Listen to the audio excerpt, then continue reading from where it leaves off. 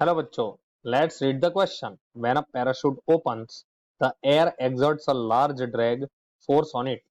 This upward force is initially greater than the weight of the skydiver and thus slows him down.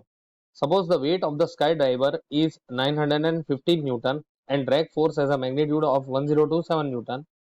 The mass of the skydiver is 93.4 kg. What are the magnitude and the direction of his acceleration? तो बच्चों सबसे पहले की concept समझ लेते हैं। तो की कॉन्सेप्ट यहाँ पे लगेगा हमारा equilibrium of forces on a body. Equilibrium equilibrium of forces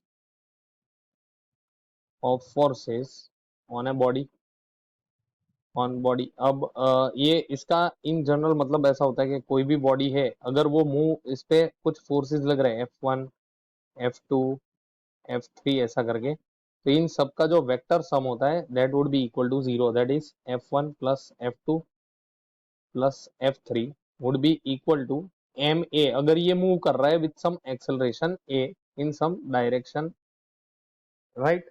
और अगर यहाँ पे कोई मूवमेंट नहीं हो रही तो ये चीज हो जाएगी जीरो। तो ये बेसिक कॉन्सेप्ट हम यहाँ पे यूज कर रहे हैं। चलो अब यहाँ पे सॉल्यूशन सोचते हैं। अब यहाँ पे क्या हो रहा है, एक पैराशूट है, मान लो ये वाला, ये खुलता है। तो यहाँ पे क्या हो रहा है कि एक ड्रैग मिल रहा है एयर से। ये ड्रैग है 1027 न्यूटन का इन अपवर्ड डायरेक्शन, जो कि यहाँ पे लिखा है ड्रैग फोर्स। ठीक है।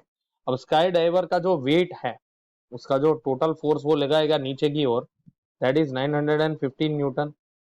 चलो अब यहाँ पे एक और चीज है कि अगर ये मूवमेंट जो है ये ड्रैग फोर्स की वजह से, यहाँ पे जो एक्सेलरेशन होगा वो m इंटू ए होगा इस तरीके से। तो यहाँ पे हम देख सकते हैं कि net force F net would be equal to 1027 minus 915 Newton. तो ये तुम्हारा आ जाएगा अराउंड 112 न्यूटन जितना। अब now this difference in force F net upward direction में लगेगा क्योंकि वो हायर है एज कंपेयर टू वेट। तो नेट फोर्स अपवर्ड्स लग रहा है, अपवर्ड्स। ठीक है।